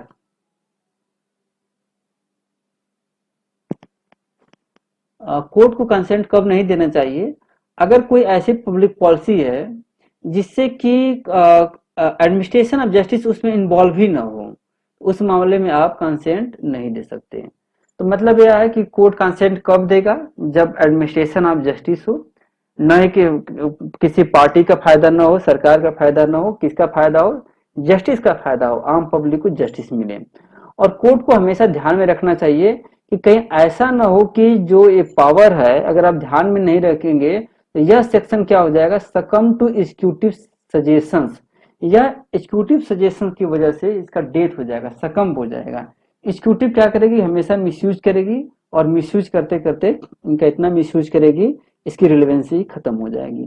कोर्ट ने कुछ एग्जांपल दिया कि what should be and should not be considered at time of granting the bail और ग्रांटिंग द कंसेंट। कोर्ट को हमेशा ये ध्यान में रखना चाहिए कि interest of the public justice होगा, और इस बात का भी ध्यान में रखना चाहिए कि यह किसी पॉलिटिकल फेवर के लिए या किसी पार्टी प्रेशर में अप्लाई नहीं होना चाहिए। जैसे मान लीजिए कि मिस्टर योगी आदित्यनाथ का केस है, या मान लीजिए कि प्रज्ञा ठाकुर का केस है, तो इस बात को ध्यान में रखना चाहिए कि कहीं ऐसा तो नहीं ना कि योगी जी अपने फायदे के लिए प्रेशर बना करके, पार्टी प्रेशर या किसी तरह का प्रेशर बना करके अपने और प्रज्ञा ठाकुर को बाहर निकालना चाहते हैं, या सेंट्रल गवर्नमेंट ऐसा करना चाहती है। ये सब चीजें ध्यान में रखेंगे। इसमें 3 एग्जाम्पल भी सेट किए गए थे। 3 एग्जाम्पल ये है कि कब कब जनरली एग्जाम्पल के तौर पे कहा गया था कि जनरली कब जस्टिफाइड होते हैं। तो इसमें 3 एग्जाम्पल दिए गए, जैसे कम्युनल फीड्स हो जाए, मतलब आपस में दंगा भड़क जाए।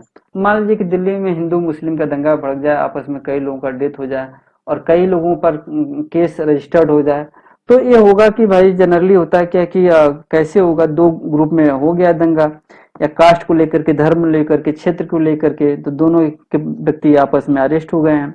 तो दोनों व्यक्ति की जब के पार्टी के व्यक्ति जब तक जेल में रहेंगे तब तक दोनों आपस में लड़ाई झगड़ा करते रहेंगे। तो उनमें बाद में कंप्रोमाइज करा करके दोनों पार्टी को वापस रिलीज कर दिया जाता है, जिससे दंगा उंगा थोड़ा सा खत्म हो जाए, शांति बने।